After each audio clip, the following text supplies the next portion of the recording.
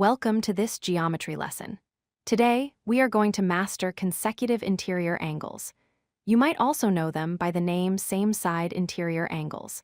By the end of this video, you will understand exactly how to spot them and how to use their special relationship to solve problems. Let's start with the basics. We need two parallel lines. Remember, parallel lines are lines that never touch, like the tracks of a railway. Then we have a third line that cuts across them. This cutting line is called a transversal.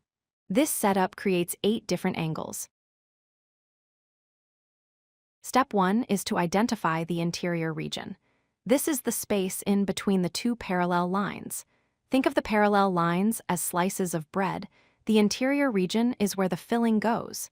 Any angle inside this shaded area is an interior angle. Step 2 is to look at the transversal line. It divides the space into a left side and a right side. For our topic today, we are looking for angles that are on the same side of this transversal line. So, we either look at the pair on the left or the pair on the right. When we put those two steps together, we get consecutive interior angles. These are pairs of angles that are both in the interior region and on the same side of the transversal. Notice how they form a C shape.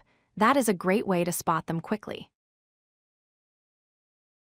Now for the most important part. If the lines are parallel, consecutive interior angles are supplementary. This means that if you add angle A and angle B together, the sum is exactly 180 degrees. Why is it 180 degrees? Imagine sliding the bottom line up until it matches the top line. The bottom angle slides up and sits right next to the top angle. Together, they form a straight line. In geometry, a straight line measures 180 degrees. Let's try a problem. Here we have two parallel lines. One angle is 110 degrees, and we need to find x. Since they are consecutive interior angles, they must add up to 180. So, we subtract 110 from 180, which gives us 70. X equals 70 degrees. Here is a harder challenge using algebra. One angle is 3x, and the other is x plus 20. We know they add up to 180. So, 3x plus x plus 20 equals 180. Simplifying gives us 4x equals 160. Dividing by 4, we find that x equals 40.